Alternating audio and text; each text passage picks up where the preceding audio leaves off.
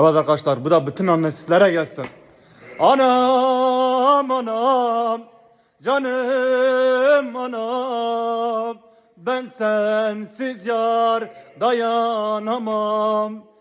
Geceler yordu beni sevdam beni, bir tek ben sana sırtımı dayamıştım. Sen beni kanatsız bırakıp gittin ey güzel bakışlı canım anam. Sevgimi isteyen bir sendin ey güzel anam. İyiliğimi isteyen bir sendi anam. Ne yapam nere gidem ben bilmeyem canım anam. Oy gülüm anam. Annesizlik zordur insanın ağrına.